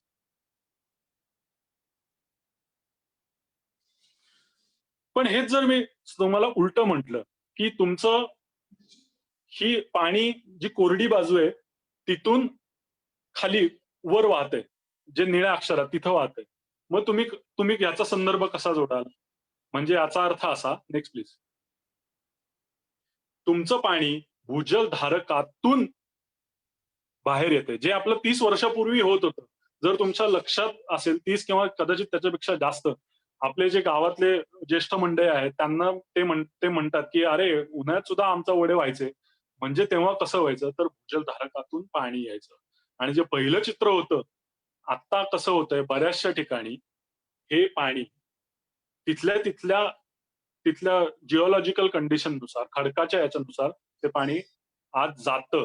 फार कमी-अधिक प्रमाणात. पण याचा जास्तीत जास्त भाग हा बाष्पीभवनामध्ये होतो. म्हणून आपण म्हणतोय, की तुमच्या गावात समजा एखादं तळं असेल किंवा एखादं पॉन्ड असेल, तलाव असेल, तर त्या तलावातलं पाणी आत जाईलच असं नाही. कारण त्याच्या खालचा खडक कसा आहे, हे जर आपल्याला माहीत असेल, तर ते असणं खूप गरजेचं आहे. Next please. मग ह्याचा सगळा आपल्याला जर ताळेबंद किंवा आपण याचा सारासार विचार करत गेलो, तर आपण एका चित्रामध्ये समजा ते मगाशी 2 चित्र 2 गावाची बघितली. एक होतं उदाहरण देखायला आपण गुट्टेवाडी आणि कोळवडी जर घेतलं होतं. तर तिथं पावसात पण आपल्याला तफावत दिसली. एका गावात 550 मिलीमीटर होता, एका गावात 1800 होता. मग हे पाऊस कितीही असला किंवा पाऊस समजा जास्त असला तर भूजलाची उपलब्धता जास्त आहे, असं आहे का? किंवा पाऊस कमी झाला म्हणजे भूजलाची उपलब्धता कमी आहे असं आहे का? तर नाही. तुम्ही या नकाशामध्ये बघा, गेल्या 100 वर्षातला आपला हा पावसाचा नकाशा आहे. जो पिंक कलर आहे, तो दाखवतोय, की ह्या-ह्या राज्यांमध्ये पाऊस कमी झालेला आहे. पण जे निळा आहे, निळ्या रंगाच्या ज्या छटा आहेत, त्या राज्यांमध्ये पाऊस वाढलेला आहे. तर तुम्हाला सर्वसामान्य जर तुम्ही बघितलं, तर बहुतांश भागात हा मागच्या 100 वर्षात हा पाऊस थोड्याफार प्रमाणात कमी झालाय. पूर्वेकडच्या भागात. पण पश्चिमेकडच्या जर भागात तुम्ही बघितलं, जसं आपला महाराष्ट्र आहे, राजस्थान आहे, पंजाब आहे, ह्या भागात आहे, तर हा पाऊस वाढतोय. सांगायचं उद्दिष्ट हे आहे, की पाऊस कितीही वाढला किंवा कितीही कमी झाला, याचा अर्थ असा होत नाही, की आपल्या भूजलधारकात पाणी कमी येईल किंवा पाणी जास्त वाढेल.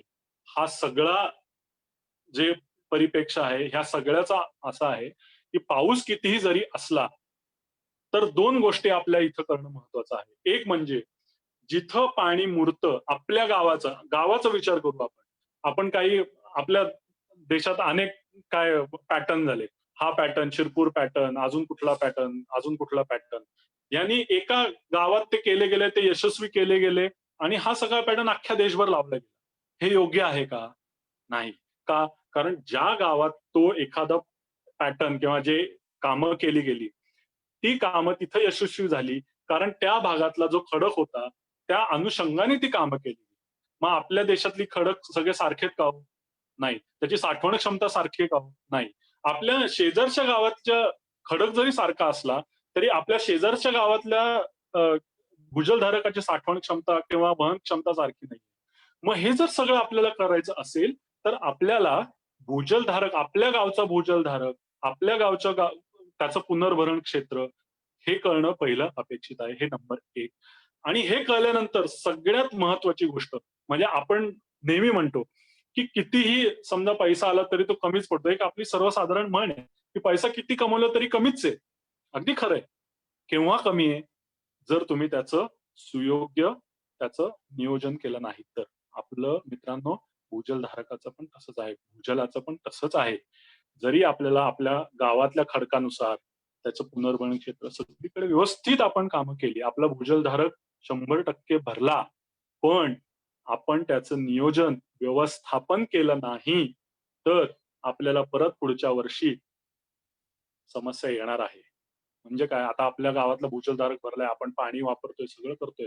लगेच आपण ऊस घ्यायला सुरुवात केली. मला ऊस असं म्हणायचं नाहीये, पण वॉटर इंटेन्सिव्ह क्रॉप ज्या पिकांना जास्त पाणी लागणार आहे, अशी पिकं घ्यायला सुरुवात केली, तर आपल्याला पाणी हे मित्रांनो कमीच पडणार आहे. मग ह्याच्यासाठी आपल्याला अनेक विविध उपाययोजना किंवा पाणी वाचवण्याच्या काही तरतुदी कराव्या लागतील. 2 गावांनी एकत्र येऊन काही डिसिजन घ्यावे लागतील. हे असं सगळं आपल्याला करावं लागेल. म्हणजे पाऊस हा फक्त एक क्रायटेरिया किंवा हा एक फक्त नाहीये. पाऊस जास्त म्हणजे पाणी उपलब्ध जास्त नाही मित्रांनो. असं नाहीये. काही गावांमध्ये आपल्याला काही वाचनात पण आलं असेल, की पाऊस कमी असून सुद्धा त्या गावात वर्षभर पाणी त्यांना पिण्याचं पाणी उपलब्ध आहे. का? कारण त्यांनी व्यवस्थित सुयोग्य नियोजन केलेलं आहे. Next please. म्हणून आपल्याला नुसतं मागणी किती आहे, हे बघून चालणार नाही. तर आपले गरजा, आपल्या पुरवठ्याचं व्यवस्थापन पण देखील करावं लागणार आहे.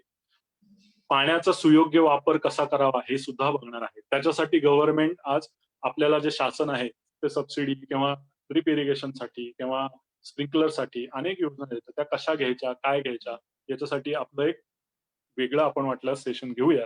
पण ह्या आपण हे करू शकतो. त्याच्यासाठी वेगळे तज्ञ पण आपण आपल्याकडे आहेत.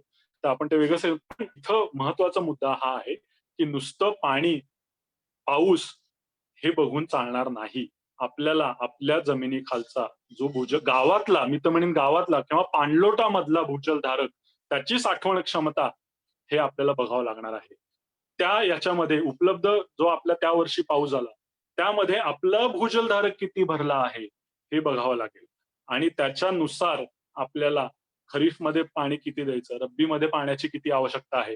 आता मला मित्रांनो एक सांगा, आपल्या गावामध्ये जे पिकाखालचं क्षेत्र असतं, ते निश्चित असतं, बरोबर? आपल्याला माहीत असतं, की आपण हे पीक घेणार आहोत. या पिकासाठी इतकं पाणी लागतं. हे साधारण आपल्याला माहीत असतं, की समजा 1 एकर क्षेत्र आहे माझं. तर 1 एकर क्षेत्र समजा तुम्ही असं मानून चला गवार तुम्ही करताय. त्या गवारीला 1 एकर क्षेत्राला तुम्हाला किती पाणी लागेल? तर तुम्ही म्हणाल, की मी 3 वेळा पाळ्या देतो किंवा 4 वेळा पाटाने पाणी देतो. किती एचपीचा पंप आहे?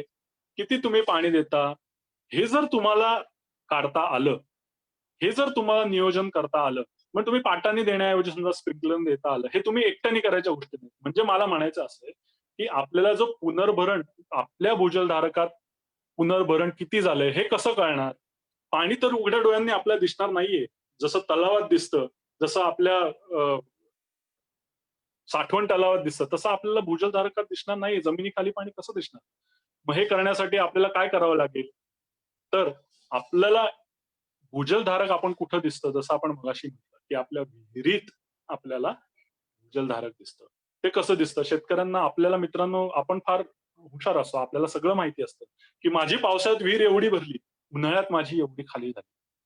म्हणजे नक्की काय झालं? तुमच्या भूजलधारकातल्या पाण्याची चढाव हा झालेला आहे. पण त्याच्यासाठी तुमच्या पाणलोटामध्ये तो भूजलधारकाचा विस्तार किती आहे हे कळणं आणि ह्याच्यासाठी हे जर तुम्हाला कळलं तर मग तुम्ही व्यवस्थापन करू शकता. Next please. तर आपण इथं म्हणतोय की आपल्या गावचा नेक्स्ट प्लीज. तर आपण इथं म्हणतोय की आपल्या गावचा पाणलोटामध्ये आपल्या गावातलं जे भूजलधारक आहे हे जर समजायचं असेल तर आपल्याला तो भूजलधारक समजणं अपेक्षित आहे. आता इथं तुम्ही चित्रात जर बघितलं असेल तर साधारण एक आयडियल कंडिशन अशी असते की हा आपला गावाचा पाणलोट आहे. हे जर तुम्ही झाडं बघताय हा आपला डोंगराचा भाग आहे आणि इथं गाव आहे. हे एक आदर्श झालं म्हणजे एक गाव, एक भूजलधारक. म्हणजे ह्या गावाचा हा भूजलधारक आहे आणि इथं आपल्याला हे खाली निळं दिसतंय. इथून तो असा भूजलधारक. पण असं सगळीकडे असतं का हो? तर नसतं. म्हणजे माझा भूजलधारक इकडं आहे आणि माझंच हे गाव. म्हणजे मी जे काम केलंय ते जिथं हा वरती समजा पाझर तलाव आहे तो योग्य ठिकाणी मानलाय. आणि इथं पाण्याचा उपसा पण थोडा नियंत्रित दिसतोय. पण अशी स्थिती क्वचित दिसते. Next please. तर साधारण आपल्याला कसं दिसतं, की समजा आपण म्हणतो ही आदर्श स्थिती सगळीकडे असेलच असं नाही. इकडे जर तुम्ही बघत असाल, की अनेक गावं दिसतायत. 4 ते 5 गाव दिसतायत. पण खालचा भूजलधारक हा एकच आहे. बरोबर? मग हे करायचं असेल तर कसं करायचं? हा आपला जो पाणलोट आहे, मग ह्याच्यामध्ये जर आपल्याला व्यवस्थापन करायचं असेल तर चला मी म्हणतो 4 गावातली 100% लोकांनी नाही समजा हे केलं, सहभाग नाही केला. 30% 40% लोकांनी जरी दिला तरी खूप चित्र बदलण्यासारखं आहे. आणि कालांतराने ह्या गोष्टी जेव्हा आपण गाव खात्यात येतो, आपल्या गावातले 30 पैकी 20 किंवा 15 शेतकरी करत असतात आणि त्यांना कळतं, अरे वाह! कमी पाणी वापरून सुद्धा यांचं पीक तर तेवढंच येतंय. मग आपण का नाही करू? म्हणजे ह्या कालांतराने होणाऱ्या गोष्टी आहेत. पण कोणीतरी सुरुवात तर केली पाहिजे. कोणीतरी ह्याचं इनिशिएट तर केलं पाहिजे. आणि ही परिस्थिती जसं तुम्हाला मित्रांनो माहिती आहे 30 वर्षापूर्वी कशी होती, आज कशी आहे आणि उद्या कशी असणार आहे, हे पण तुम्हाला साधारण आत्ताच्या कंडिशननुसार तुम्हाला साधारण अंदाज आला असेल, की हे भूजलाचं हे पाण्याची समस्या दिवसेंदिवस बिकट होत जाणार आहे. त्याला भरपूर कारणं आहेत. एक तर वातावरणातील बदल, अनिश्चित स्वरूपाचा पाऊस होतोय. आपण बोरवेल पाहिजे तेवढा घेतोय, पाहिजे तशा घेतोय. घेण्याबद्दल काही नाही. पण आपण का घेतोय? आपल्याला तेवढी गरज आहे का? गरज आहे म्हणून घेतोय. पण हे आपण ज्याला घेतोय, हे नवीन घेण्यापेक्षा आपण व्यवस्थापनावर का भर देऊ नये? आपलं जे आत्ता बोरवेलचं पाणी आहे, ते वाढवायचा विचार करायचा का नवीन बोरवेल घ्यायचा विचार करायचा किंवा नवीन विहीर घ्यायचा विचार करायचा? हा एकट्याने घेण्याचा जो डिसिजन आहे, हा एकट्याने घेण्याचा नाहीये. हे जेव्हा तुम्ही 4-5 लोकं किंवा भरपूर प्रमाणात तुम्ही एकत्र याल, 3-4 जण, 10 जण आणि याच्यावर विचार विनिमय होईल. केलं तर होण्यासारखं आहे आणि नाही केलं तर ह्याचे परिणाम आपल्यालाच भोगायचे.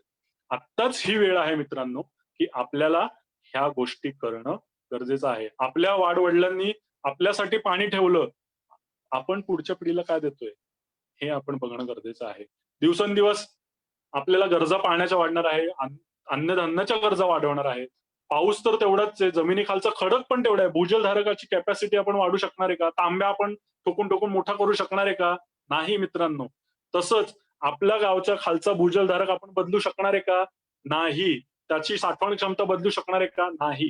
मग आपल्या हातात काय आहे?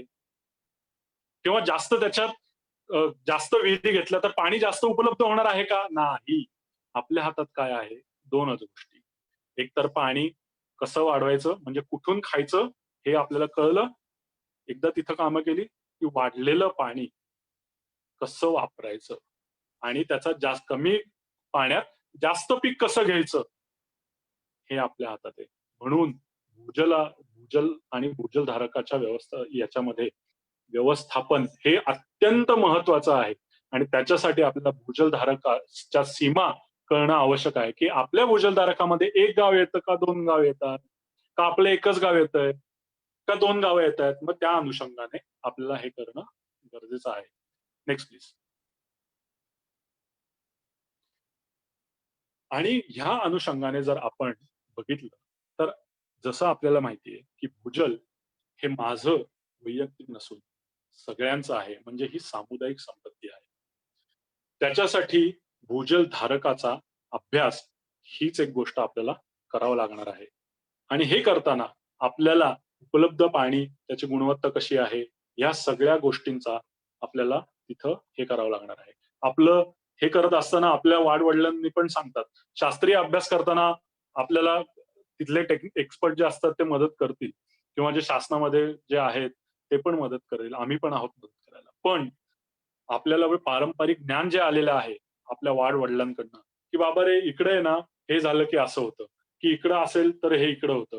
ते ज्ञान सुद्धा महत्वाचं आहे आपल्याला. हे आपल्याला याची सांगड घालून जे आपलं पारंपरिक ज्ञान आणि शास्त्रीय ज्ञान याची सांगड घालून आपल्याला पुढे कामं करायची आहेत. आणि हे सगळं करताना लोकांचा सहभाग, ही सगळी माहिती लोकांपर्यंत पोहोचवणं अत्यंत महत्वाचं आहे. थोडक्यात उदाहरण द्यायचं म्हणून तुम्हाला सांगतो, की समजा एखाद्याला ऑपरेशन करायचंय, एखादा आजार जडलाय, तर डॉक्टर लगेच येतो आणि डायरेक्ट ऑपरेशन थिएटरमध्ये नेतो का हो? नाही नेत. तो काय करतो, की बाबा समजा एखाद्याला हार्ट हृदयाचा त्रास आहे. तो पहिले चेक करतो, मग एम-आर-आय सांगतो किंवा सीटी स्कॅन जे काही असेल ते सांगतो. त्याच्यानंतर तो रिपोर्ट बघतो. मग त्याच्यानंतर ठरवतो, "हां बाबा तुला हा त्रास आहे." मग त्याच्यानंतर तो गोळ्या देतो, की "तुला हे थोडे दिवस तू मानसिक तयारी कर." मग त्याच्यानंतर तुमचा वित्त पुरवठा आहे का तेवढा? तुम्ही करू शकताय का? मग करू शकताय. मग पुढे तो ऑपरेशन थिएटरच्या बेडमध्ये येतो. मग ऑपरेशन करतो. तसंच आपलं भूजलधारकाचं आणि भूजलाचं आहे. आपल्याला एकदम डायरेक्ट जाऊन तिथं कामं करायची आतापर्यंत तसं तुम्हाला तर माहितीये. काही ठिकाणी योग्य ठिकाणी झाली पण असतील, काही ठिकाणी नसतील पण झाली. ज्या ठिकाणी कामं झाल्या तिथं व्यवस्थापनाची गरज आहे. पण हे सगळं करताना हे एकदम चटमंगनी पडब्या असं आहे का हो? नाही. तर आपल्याला पहिले हे सगळं पारंपरिक ज्ञान, त्याचं शास्त्रीय ज्ञान, हे सगळ्यांचा अभ्यास करून त्याच्यावर सगळ्या टप्प्यांवर लोकांचा सहभाग घेऊन आपल्याला हे पुढे जायचंय. मग हे करत असताना हे महत्वाचे टप्पे कुठले-कुठले आहेत? नेक्स्ट. मग हे जर लोकसहभागातून आपल्याला भूजल व्यवस्थापन करायचं आहे, तर ह्याच्यातले हे काही तुम्हाला जे दिसतायत वर, ते काही महत्वाचे टप्पे आहेत. याच्यामध्ये कुठल्या-कुठल्या गोष्टी आहेत? तर गावची मूलभूत माहिती गोळा करणे. म्हणजे काय? की आपल्या गावची लोकसंख्या किती आहे? आपल्या गावात जनावरं किती आहेत? आपल्या गावात शेतीखालचं क्षेत्र किती आहे? याच्यातनं आपल्याला काय कळणार आहे? की आपल्या गावची लोकसंख्या समजा 1000 आहे आणि आपल्याला दर दिवशी दरडोई प्रति माणशी दरडोई समजा 55 किंवा 50 लिटर लागणार आहे. तर 1000 लोकांसाठी किती लागणार आहे पाणी? समजा 50,000 लिटर पाणी आपल्याला फक्त प्यायला लागणार आहे. मग घरगुती वापर, शेतीसाठी, जनावरांसाठी, जनावरांची संख्या किती? एक जनावर किती पितं? हे सगळं करणं. हे सगळं आपल्याला आपल्याला मागणी कळेल. मग त्याच्यानंतर आपला जो स्रोत आहे, तो स्रोत 12 महिने आहे का? तिथं पाणी कसं वाढतंय? ते त्याची चढ-उतार कसं आहे? याच्यासाठी आपल्याला गावातले जे पिण्याच्या पाण्याचे स्रोत आहे, त्याचं महिन्यातनं एकदा पातळीचं रिडिंग घेणं असेल. म्हणजे ही गावची मूलभूत माहिती आपल्याला गोळा करायची. लागवडीखाली क्षेत्र किती आहे? त्याच्यानंतर आपली गरज किती आहे आणि मागणी किती आहे? याची ही मूलभूत माहिती किंवा आत्ता टाक्या आपल्याकडे गावाचे किती आहेत? सार्वजनिक स्रोत किती आहेत? बोरवेलची खोली किती आहे? त्यानंतर मग आपल्याला शेती, पाणी याचं नियोजनाकडे यायचंय. म्हणजे आपल्याला कळलं, की आपल्या भूजलधारकात 1000 लिटर पाणी मावणार आहे. आपली जी मागणी आहे, ती आहे समजा 1500 लिटर. म्हणजे 500 लिटर जे पाणी आहे, हे पाणी आपल्याला कसं करता येईल? तर आपल्याला काही चुकीच्या पद्धती आहेत का? तर ह्या पद्धती पहिले सुधाराव्या लागतील. जर पाण्याच्या रिलेटेड काही समस्या असतील, त्याच्यावर काही मात करता येईल का? ते बघता येईल. आता अनेक गावामध्ये आरो नावाचं एक फॅड सुरू झालंय. पण ते कितपत योग्य आहे? आरो आपल्या गावात खरंच असणं गरजेचं आहे. तितकी क्वालिटी खराब आहे का? ह्या सगळ्या गोष्टी आपल्याला केव्हा कळतील? जेव्हा आपण खडकांच्या अभ्यासाबरोबर आपल्या गावच्या पाण्याच्या गुणवत्तेचा पण अभ्यास करू, तेव्हा आपल्याला हे कळणार. कारण काय होतं, आरोमध्ये जेव्हा तुम्ही 10 लिटर पाणी वाया घालवता, तेव्हा ते 1 लिटर पाणी तुम्हाला उपलब्ध होतं. मग हे जे 10 लिटर पाणी आहे, ते तर तुम्ही म्हणाल, "मी इथंच जाते की आमच्या ओढ्यालाच जाते." अहो, पण ते ओढ्यात जाते, पण त्याच्यातलं 35% ते 40% उडून जातंय आणि जे उरलेलं जे पाणी आहे, ते पाणी मुरेलच असं कशावरून? ते वाहून जातंय खाली. कारण तुमचं जर जिथनं तुम्ही पाणी सोडताय, तिथं पुनर्भरण क्षेत्र नसेल, तर ते तिथं मुरणार नाही आणि जे पाणी सोडताय त्याच्यात अनेक हे आहे इम्प्युरिटी आहेतच ना. मग ते पाणी भूजलधारकमध्ये सोडणं कितपत योग्य आहे. पण हा वेगळा विषय आहे. आपण त्याच्याकडे नंतर येऊया.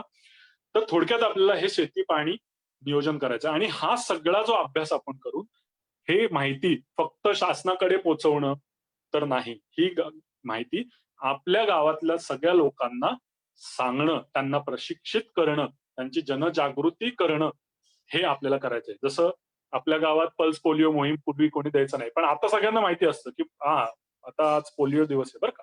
कशामुळे माहीत झालं?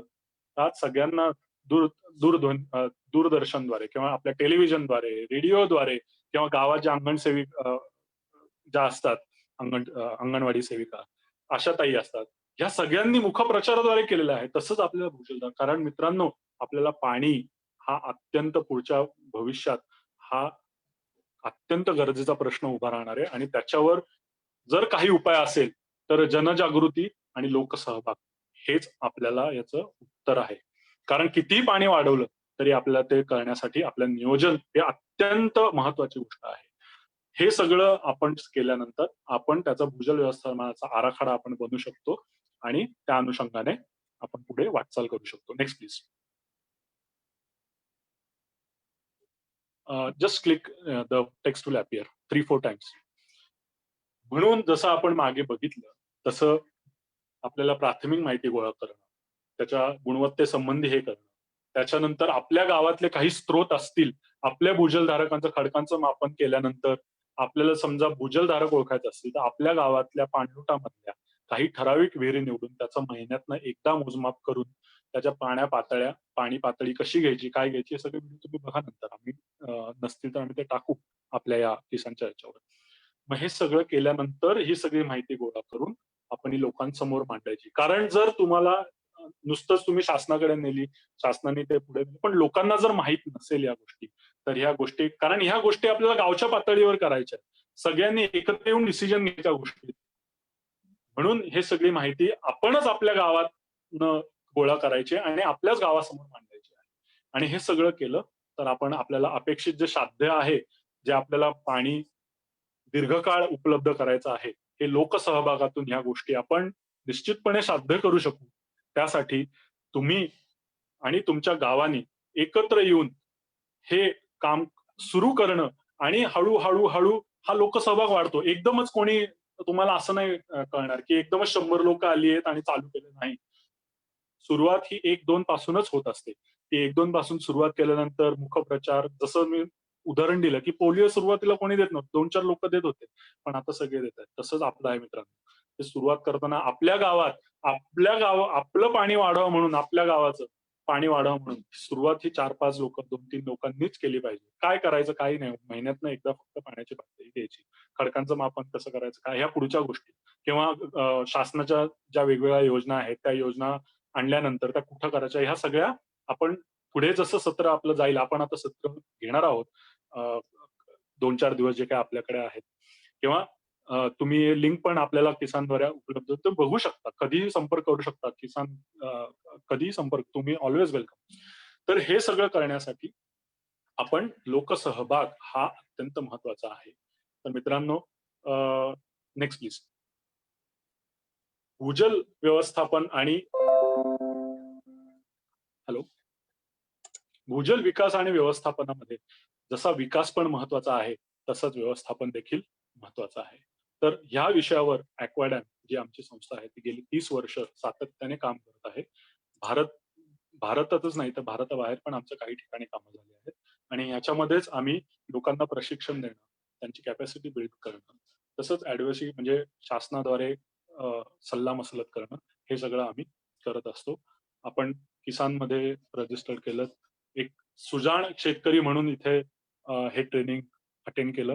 त्याबद्दल सर्वांचं मनापासून धन्यवाद. जर काही प्रश्न असतील तर आपण ते कसे घ्यायचे हे आपण जे संयोजक आहेत त्यांना विचारूया आणि हे सत्र इथे संपलं असं आपण जाहीर करतो. काही प्रश्न असल्यास आपले संयोजक सांगतील कसे घ्यायचे, काय घ्यायचे. तर आता 2 प्रश्न आलेले आहेत. एक योगेशजी म्हणून आहे, त्यांचा प्रश्न आहे. Drip irrigation filter okay. Drip irrigation filter webinar पाहायचा आहे. अच्छा नाही. ओके. वैयक्तिक करवायच्या उपाययोजनाची माहिती द्यावी. वैयक्तिक उपाययोजना करण्याची माहिती द्या. तर काय सरांचं नाव काय? हॅलो. हॅलो. किशोरजी. हां, किशोरजी, तुमचा प्रश्न असा आहे की वैयक्तिक उपाययोजना करायची माहिती द्यावी, बरोबर? तर सर्वप्रथम मी असं सांगेन की तुम्हाला जर वैयक्तिक काही उपाययोजना करायच्या असतील, तुम्हाला विहिरीमध्ये करायच्या असतील, तर तुम्ही रेन वॉटर हार्वेस्टिंग करू शकता. आणि ही जी माहिती आहे ती वैयक्तिक करून निश्चितच फायदा तुम्हाला पण होईल आणि दुसऱ्यांना पण होणार आहे. तर जसं आपण एखादा गावात किंवा एखादी आपल्याला चांगली वस्तू मिळाली, तर त्याची आपण ॲडव्हर्टाइज करतो, बरोबर? की "अरे, इथला शर्ट लय भारी आहे राव, इथला मोबाईल लय भारी आहे. हा मोबाईल Vivo." हो, पण Vivoचा करोडो रुपयाचा धंदा होतो किंवा मला नाव कुठल्या कंपनीचं घ्यायचं नाहीये. पण सांगायचं असं की "ह्या कंपनीचा मोबाईल लय भारी आहे राव." तो पण आपल्या या छोट्याशा गोष्टींनी तुम्हाला माहीत नसेल, त्या कंपनीचा करोडो रुपयाचा फायदा होतो. तर जर मी तुम्हाला वैयक्तिक समजा काही उपाययोजना करायच्या असतील, तर तुमची जर बोरवेल असेल किंवा विहीर असेल, त्याच्यात तर सर्वप्रथम तुम्ही जर तिथं अ, वर्षाजल साठवण म्हणजे ज्याला आपण रेन वॉटर हार्वेस्टिंग म्हणतो. ते जर सुरुवात करायला केलीत, तर निश्चितपणे तुम्हाला काहीसा फरक तर निश्चितपणे तुम्हाला पडलेला दिसेल. तर भूजलधारक काय आहे, कसा आहे, कसा ओळखायचा आपण ते नंतर बघू. पण आत्ता तुमची ती विहीर आहे, ती विहीर ते भूजलधारक घेण्यासाठी आहे का? हे करण्यासाठी काही ठराविक एक बेसिक काही टेस्ट असतात. ज्याला आपण नंतर आपण आपल्या या प्लॅटफॉर्मवर टाकू, की ती टेस्ट कशी करायची, काय करायची किंवा तुम्ही नंतर आम्हाला संपर्क पण करू शकता. आपण किसानमध्ये ते उपलब्ध करून देऊ. तर मला सांगायचं असं की वैयक्तिक करण्यासाठी तुम्ही सुरुवातीला कमीत कमी वर्षाजल साठवण रेन वॉटर हार्वेस्टिंग तरी करायचा पर्याय तुम्हाला आहे. पण पुढे जाऊन समजा गाव पातळी करायचं असेल तर मग हे एकमेकाला मौखिक सांगा, अरे मी वर्ष रेन वॉटर हार्वेस्टिंग केलं, फरक पडला राव, माझं 1 महिना चालत उन्हाळ्याच्या आधी आटत होती, आता आटत नाहीये, असं पण तुम्हाला कधी कधी जाणवेल. पण हे सगळ्या गोष्टी कशावर अवलंबून आहे की मी 4 चपात्या खातो समजा आणि मी जर 5 चपाती खायला गेलो तर माझं पोट भरतं. तसं आपलं भूजल, तुमचा जो विहीर आहे, तुम्हाला जे वैयक्तिक काही उपाययोजना करायच्या आहेत, तुमचे विहीर समजा 2च चपात्या खात असेल आणि तुम्ही तिसरी चपाती त्याला द्यायचा प्रयत्न केला तर दादा ते घेणार नाही. मग हे किती चपाती खातीये हे तुम्हाला पहिले बघावं लागेल. तर साधारणतः तुम्ही हे करू शकता. आणि जी आपण जसं म्हणतो पारंपरिक माहिती, जी आपण म्हणतो की पारंपरिक माहितीचा फार अत्यंत उपयोग होतो, की तुम्हाला जसं कळेल की पाऊस पडल्यानंतर लगेच पाणी येतंय बाबा माझ्या विहिरीला आणि पाऊस गेल्यानंतर लगेच जातंय. याचे काही वेगळे अर्थ होतात. माझी विहीर 8 महिने चालतीये किंवा 5 एचपीचा पंप लावल्यावर एकच फूट माझं पाणी कमी जातंय. याचा पण अर्थ काहीतरी वेगळा होतो. 5 एचपीचा पंप लावल्यावर माझं पाणी समजा 5 फूट जातंय. ह्याचा वेगळा अर्थ होतो. म्हणजे 5 एचपीची मोटार लावल्यावर 1 फूट पाणी 1 तासात जाणं आणि 5 फूट पाणी 1 तासात जाणं. या दोन्हीचे संदर्भ वेगळे आहेत. याचं दोन्हीचं भूजलधारकाच्या संदर्भाने याची उत्तरं पण वेगळी आहेत. पारंपरिक ज्ञान हे आपल्याला आणि त्याची सांगड जी आपण विज्ञानाशी म्हणतो, हे आपण आपल्याला निश्चित घालता येईल. पण सुरुवातीला तुमचा जो प्रश्न आहे, की वैयक्तिकरित्या काही करता येईल का? तर येस, निश्चितपणे करता येईल. त्याच्यासाठी आपण अधिक सखोल चर्चा करायची असेल, तर आपण नंतर निश्चित कनेक्ट होऊ. Thank you. नेक्स्ट. अजून एक प्रश्न आहे. आमच्या गावाच्या भूस्तराची माहिती कुठे मिळेल? तर सर्वप्रथम तुमच्या सर तुमचं गाव कुठलं? ते ऍक्च्युली Q&A मध्ये आलेला प्रश्न आहे. ठीक आहे. हरकत नाही. तर तुमच्या गावाची भूस्तराची माहिती ही एक ढोबळमानाने एकच मिनिट. त्यांना अलाउ टू टॉक केलेलं आहे. किशोरजी, तुम्हाला खाली माईकचा चिन्ह दिसत असेल तर त्यावरती क्लिक करून तुम्ही बोलू शकता. हा, बोला. येतोय आवाज? बागुल येतोय आवाज? हो, येते मी किशोरजी.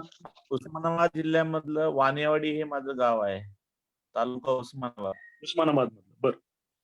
हा. अच्छा. तर त्याच्या भूस्थळाची रचना आम्हाला कशी माहिती होईल आमच्या गावातली किंवा माझ्या शेतात? हा, तर किशोरजी, साधारण एक ढोबळमानाने भूजल सर्वेक्षण आणि यंत्रणा यांचे काही नकाशे उपलब्ध आहे, पण ते फार ढोबळमानाने आहेत. जसं मी म्हटलं की आपला हा महाराष्ट्राचा भाग आहे, तो अग्निजन्य खडकाचा आहे. तसं काही ते नकाशे आहेत.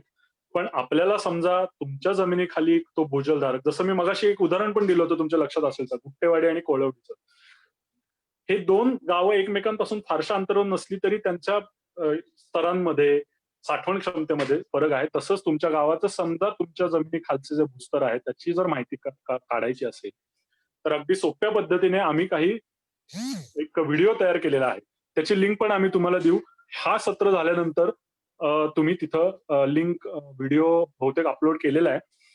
नसेल केला तर पुढच्या एका दिवसात, या दिवसात आम्ही तो अपलोड करू. तर तुम्ही बघा, ते भूजलाचं माप अत्यंत सोप्या भाषेत आपल्याला कळेल अशा पद्धतीने आपण ते केलेलं आहे. तर तुमचा प्रश्न असा आहे की तुमच्या जमिनी किंवा शेताखाली कुठला खडक आहे, कसा आहे, हे जर तुम्हाला कळायचं असेल तर तुम्ही तो व्हिडिओ बघा. पण मी तुम्हाला पुढे जाऊन असं सजेस्ट करेन, फक्त तुमच्या विहिरीत जे पाणी येतंय हे तुमच्या शेतातनं येत नाहीये. बरोबर ना किशोरजी? बरोबर. हे पाणी कुठनं तरी दुसरीकडनं येतंय. कदाचित 100 मीटर लांब मधनं किंवा 500 मीटर लांब किंवा कदाचित किलोमीटर लांबवरनं येतंय. हे समजा तुम्हाला तुमच्या खालची खडकाची माहिती का पाहिजे? तर मला जर मी शेतकरी असतो तर मला माझ्या खडकाची माहिती जर मिळाली ना, तर मी माझ्या विहिरीचं पाणी वाढवू शकतो. असा माझा जर प्रश्न असता, जो तुमचा पण असेल कदाचित. तर माझा हा जो प्रश्न आहे अगदी योग्य आहे. पण मला जर माझ्या विहिरीचं पाणी वाढवायचं असेल, तर मला माझ्या विहिरीचं पुनर्भरण क्षेत्र ओळखलं पाहिजे. त्याच्या खडकांचा अभ्यास हा तुम्ही एकट्याने कराच, पण सोबत तुमचं जे गावातला पाणलोट आहे त्याच्यामध्ये कसा करायचा, हे पण आपण तिथे अगदी सोप्या भाषेत सांगितलं आहे. आणि ह्याचं पुढे आपण एक व्हिडिओ तुम्ही बघा, बरेचसे व्हिडिओ आपण किसानमध्ये आपण हे केलेले आहेत, ते बघा. कालांतराने तुम्हाला थोडं थोडं कळत जाईल. काही प्रश्न असतील तर ते पण आम्हाला कळवा. तर माझ्या मते समाधानकारक तुम्हाला जर उत्तर मिळालं असेल तर ठीक आहे, नाही तर अजून काही प्रश्न असेल तुम्ही विचारू शकता. अजून 2 प्रश्न आहेत. आम्ही आपल्याशी कुठे भेटू शकतो अधिक माहितीसाठी? ॲक्चुअली ह्यासाठी कॉन्टॅक्ट डिटेल्स शेअर केला जाईल शेवटी. तर ओके. फक्त एक विनंती आहे की ॲक्वाडॅम ही जी संस्था आहे ही वैयक्तिकरित्या हे करत नाही. गाव पातळीवर जर तुम्ही एखादी मीटिंग अरेंज केली किंवा गाव पातळीवर जर तुम्हाला काही करत असेल तर शासनाच्या माध्यमातून आपण तिथं गावात येऊ, तिथं त्यांना प्रशिक्षण देऊ. त्या दृष्टीने काही पावलं उचलावी लागतील. कारण तुमच्या गावात जसं मी म्हटलंय की भूजलधारक हे तुमची विहीर, तुमचं पाणी असं तुम्हाला वाटत असलं तरी भूजलधारक किंवा भूजल हे सामायिक आहे. तर तुम्हाला समजा पाणी वाढवायचं, तुम्ही चला तुमचा प्रश्न रास्ते मी म्हणतो की माझं पाणी कसं वाढेल हे अगदी सर्वसामान्य. आणि मी पण शेतकरी जर असतो मी पण म्हटलं असतं मला माझं पाणी वाढलं पाहिजे. खूप अगदी योग्य आहे, त्याच्यामध्ये काय नाही. पण निसर्गच असा आहे मित्रांनो की जरी तुम्हाला असं वाटलं की माझं पाणी वाढलं पाहिजे, पण हे तुमच्या हातात नाहीये, हे सगळ्यांच्या हातात आहे. सगळ्यांनी केलं तरच पाणी वाढणार आहे. निसर्गाने अशी काहीतरी किमया करून ठेवलेली आहे ज्याला आपण चेंज करू शकत नाही. म्हणून पाणी जर वाढवायचं असेल तर तुम्हाला वाढवायचं असेल तर पर्यायाने तुम्हाला 10 जणांना एकत्र लोकसहभाग घेणं अपेक्षित आहे. आणि म्हणून वैयक्तिक पातळीवर आपण अकॅडमी संस्था साधारण असं करत नाही. गाव पातळीवर जर काही असेल तर आपले विविध प्रकल्पांतर्गत किंवा त्या दृष्टीने आपण काही पुढे उपाययोजना करू शकू किंवा काही योजना काही आहे का शासनाच्या, असं करून आपण ते नक्कीच मार्गदर्शन करू शकतो त्या दृष्टीने. धन्यवाद. ओके. प्रश्न संपलेले आहेत. तर एकच मिनिट. ओके. अजून एक प्रश्न आहे. गावात कार्यशाळा आयोजित करण्यासाठी आम्ही कुठे निवेदन द्यायचं आहे? माधव यांनी विचारलेलं आहे. अच्छा. तर गावात सॉरी गावात कार्यशाळा आयोजित करण्यासाठी आम्ही कुठे निवेदन द्यायचं आहे? सरांची, माधव सरांची कुठलं गाव आहे? ओके. माधवजी, तुम्हाला अलाउ टू टॉक केलेलं आहे. तर तुम्हाला माईकचं बटन खाली दिसत असेल तर. हो, नांदेड. नांदेड. जर गावात हे करायचं असेल, कार्यशाळा आयोजित करायची असेल तर सध्या तरी आमचं नांदेड या भागात काही असं प्रकल्प किंवा असं चालू नाहीये. पण जर तुम्ही कार्यशाळेचं आयोजन करायचं असेल, 1 दिवसीय कार्यशाळा, तर त्या अनुषंगाने समजा ॲक्वाडॅमचे जे एक्सपर्ट्स आहेत किंवा जे काही तज्ञ आहेत, आमचं समजा तिथं सर्वांच्या सोयीनुसार समजा काही येण्या जाण्याचं जे काही असतं किंवा काय, तसं आपण ते करता येईल. अशक्य असं नाहीये. पण कार्यशाळेचं नियोजन कसं करायचं हे आपण कदाचित तुम्ही संपर्क दिलाय त्याच्यावर तुम्ही संपर्क करा आणि मग आपण ते पुढे कसं न्यायचं ते त्याचा विचार करूया. ओके. अजून एक प्रश्न आहे. सुनील यांनी विचारलेला आहे. आमच्या गावातील नदीला पाणी आले की सर्व बोरवेलचे पाणी वाढते, म्हणजे नदी भूजल वाढवण्यासाठी चांगलं क्षेत्र आहे का? साखरा या उमरखेड. अच्छा, उमरखेड मधलं. अच्छा, म्हणजे तुमचं म्हणणं असं आहे की नदीला पाणी आलं की बोरवेलला पाणी येतं, बरोबर? आणि नदीचं पाणी गेलं की बोरवेलचं पाणी जातं, असंच प्रश्न आहे ना? हा, तर नदी हे तुमचं पुनर्भरण करण्यासाठी योग्य क्षेत्र आहे का, असा तुमचा प्रश्न आहे. मला फक्त त्यांना एक प्रश्न विचारायचा आहे की बोरवेलला जे पाणी वाढतंय, नदीचं पाणी वाढल्यानंतर ते नदीपासून किती अंतरावर वाढतंय? 100 मीटर अंतरावर वाढतंय किंवा 50 मीटर किंवा 50 फूट अंतरावरच्या बोरवेलचं वाढतंय का 500 मीटरच्या अंतरावरचं वाढतंय? मला हा त्यांना एक प्रश्न आहे. सुनीलजी, तुम्ही बोलू शकता. नमस्कार सर. नमस्कार, बोला. सर, जवळपास 4000 ते 5000 फुटापर्यंत पाणी वाढते. नदीपासून 4000 ते 5000 फुटापर्यंत जे अंतर आहे हा. तिथल्या त्यांच्या विहिरीला सुद्धा पाणी वाढते आणि बोरला सुद्धा पाणी वाढते. विहिरींचं पण पाणी वाढतं आणि ह्याचं पण. बोरचं सुद्धा अच्छा. पाणी. पण म्हणजे असं लॅटरली तुम्ही 4000 फूट म्हणजे साधारण एक 300 मीटर बरोबर? बरोबर आहे सर. 300. साधारण 1000 फूट होतं 300 मीटर. तर 300 मीटरचं पाणी वाढतं. हो. बरोबर. आणि असं खाली किती लॅटरली लेंथ वाईज किती वाढतं? ते सांगता येईल नाही सर. म्हणजे ही झाली रुंदी. बरोबर. रुंदी 300 मीटर झाली. इथं नदी आहे समजा. ही हो. नदी आहे. हे माझं सरळ ही नदी आहे. इथून 300 फुटापर्यंत वाढलं. पण खाली किती वाढतंय? साधारण अंदाज एक. मी अगदी 10 ते 15 फूट पाणी 10 विहिरीला ते आहे. 15 फक्त. पण बोरचं वाढत नाही सर, म्हणजे समजत नाही. पण विहिरीचं समजते. बोरचं असं समजते की त्यांचे जे आता जे आपण 10 स्प्रिंकलर लावले, तर बोरचं पाणी वाढल्यानंतर 15 ते 16 स्प्रिंकलर चालतात. हां. किती काळापुरते चालतात? ते नदीचं पाणी आटोस्तोवर चालतात सर. नदीचं पाणी आटोसपर्यंत चालतात.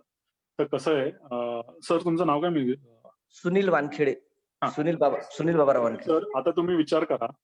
तुमच्या नदीपासून 300 मीटर अंतरावरचं पाणी वाढतंय. किती मीटर? 300 मीटर. इकडं 300 मीटर, इकडं 300 मीटर आणि खाली पण 300 मीटर मानून चालू आपण. हो. हे जे पाणी वाढतंय 300 मीटरवर, ह्याचा फायदा फक्त 300 मीटरच्या लोकांना होणार आहे. बरोबर? हो. बरोबर आहे. पण तुम्हाला समजा सगळ्यांचा फायदा करायचा असेल, म्हणजे 300 नाही 500 मीटरवरच्या लोकांचा पण फायदा करायचा असेल. हो. ते पुनर्भरण क्षेत्र कुठे आहे? हे जर तुम्हाला जे आपण जसं म्हणलं पारंपरिक ज्ञानाने किंवा काही एक अभ्यास करून जर ते तुम्हाला कळता आलं, त्याच्यासाठी भूजलधारक कसा आहे हे जर काढता आलं, तर फक्त 300 मीटरवरच का आपण बघायचं? आपण सगळंच वाढू ना. आणि हे 300 मीटरचं का वाढतंय? कारण तिथल्या ज्या भेगा आहे, सपा आहे, त्या एकमेकांशी कनेक्टेड आहे म्हणून. तर तुमचा प्रश्न काय होता? की 300 मीटरचं पाणी वाढतंय. बरोबर? हो. हां, मग त्याचं काय करायचं? नाही, मग नदीत जर पुनर्भरण केलं किंवा नदीवर बंधारे टाकले, तिथे जर हां. पाणी अडवलं, तर आपोआप पाणी सर्व विहिरींना बोरणार राहील असं. आणि पूर्ण तो सगळ्या तो भूजलचा साठा असेल का? हां. नदी म्हणजे नदी हे पॉइंट असेल का भूजलचा? भूजलाचा पॉइंट वाढवण्याचा. बरं. आता भूजल तुम्ही बंधारा वाढवण्याचा पॉइंट. ह्याचं उत्तर मी तुम्हाला अगदी असं देईन, की बंधारा बांधायचा आहे म्हणजे त्याचा होणारा खर्च, बंधारा बांधण्याचा होणारा खर्च आणि 300 मीटरमध्ये असलेले शेतकरी किती समजा 15-20 असतील, त्यांना होणारा फायदा हा समजा तुम्हाला वाटतं की नाही खरंच एवढे पैसे टाकून हा आपल्याला फायदा करणं गरजेचं आहे, तर निश्चित करावा. पण त्याच्याऐवजी तुम्हाला जर असं वाटलं की ह्याच्या व्यतिरिक्त आपण कुठं दुसरीकडे काम केलं आणि तिथं काम केल्याने 20 शेतकरी नाही, समजा 50 शेतकऱ्यांचा फायदा होणार आहे तिथं बंधारा बांधून, तर हे तुम्ही निर्णय घ्यायचा आहे. पण माझं असं म्हणणं आहे की 300 मीटरवर फक्त जर काही 15-20 शेतकऱ्यांचा फायदा आणि तुम्हाला तो बंधारा बांधण्यासाठी येणारा खर्च हा जर तुम्हाला योग्य वाटला, तर तो हा निर्णय तुम्ही घ्यावा. पण पूर्ण भूजलधारकासाठी हा राहणार नाही. हा फक्त तेवढ्याच भागापुरता राहील. एवढं तुम्ही निश्चितपणे सांगू शकेल. ठीक आहे सर. थँक्यू. पण भूजल क्षेत्र समजलं नाही सर. मग गावातलं भूजल क्षेत्र नदी आहे आमचं की दुसरं कुठे काही असं समजलं नाही ना मला. तुम्ही उमरखेड मधलेत ना? हो. तर मग कसं आहे आत्ता आपण जस्ट सुरुवात केली आहे बरोबर. म्हणजे भूजल तुम्ही शेती करत असाल, अनेक वर्षापासून करत असाल, तुमच्या विहिरींना पाणी पूर्वी जास्त असेल, आता कमी आहे. सर्वसाधारण अख्ख्या असंच चित्र आहे. बरोबर आहे ना? काही चुकीचं आहे का? करेक्ट आहे सर. करेक्ट आहे. बरोबर ना? आणि प्रत्येक शेतकऱ्याला वाटतं की माझ्या विहिरीतलं पाणी कसं वाढेल, माझ्या बोरवेल मधलं पाणी कसं वाढेल, हे प्रत्येक शेतकऱ्याला वाटतं. पण हे प्रत्येक शेतकरी एकत्र येत नाही. ही गंमत आहे. खरं आहे. आहे की नाही? खरं आहे. तसं तुमच्या घरात तुम्ही 5 लोक आहेत समजा. एखादा तुम्ही डिसिजन घ्यायचा आहे, तर तुम्ही एकट्याने घेतला आणि बाकीच्यांना पटलं नाही तर गदारोळ होतो. बरोबर. भारतातल्या सगळ्या घरांचं चित्र आहे. काही नवीन नाहीये. बरोबर. तसं आपल्या गावात आपल्या गावात समजा भूजल वाढवायचं सॉरी फॉर इंटरप्शन.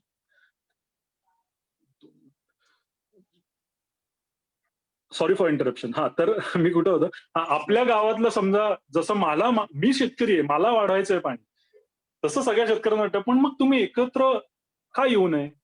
त्याच्यासाठी पाणी हा दुवा का असू नये?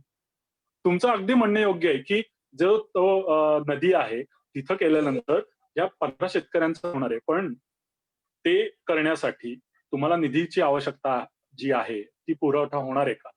जर होणार असेल तर ते जे 30 शेतकरी आहेत त्यांना नक्की तितकं पाणी वर्षभर उपलब्ध होणार आहे का? होते सर, वर्षभर उपलब्ध होते. वर्षभर उपलब्ध, पण त्या 30 शेतकऱ्यांसाठी, बरोबर? हो. फॉर एक्झाम्पल 30 शेतकऱ्यांसाठी 300 मीटर म्हणजे गावच्या पातळीवर विचार केला तर तसं काहीच नाही. पण मी तुम्हाला म्हणतोय की तुम्हाला निधी उपलब्ध आहे, तुम्ही हा खर्च करताय, तर बंधारा एकदाच होणार, बरोबर? तो निधी तुम्हाला एकदा गावात शासनाच्या दरबारी किंवा शासनाच्या याच्या दस्तऐवजामध्ये झाला की या गावात हा बंधारा इथं बांधला आहे, विषय संपला, याच्या पुढे आम्ही देणार नाही.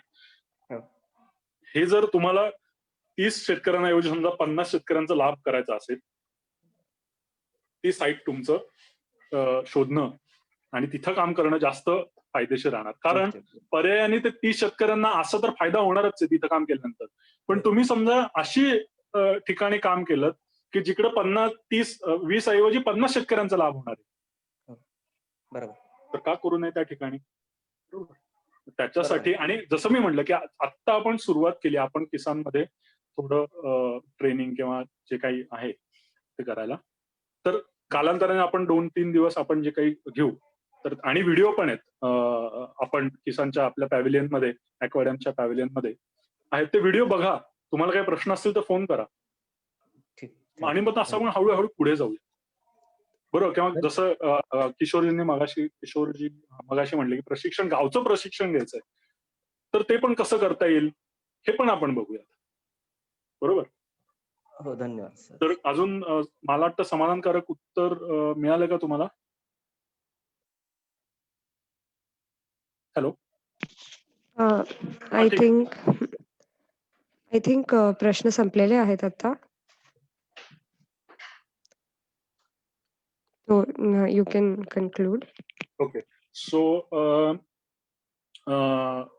उपस्थित असलेल्या सर्व माझ्या शेतकरी बांधवांचे मनापासून धन्यवाद.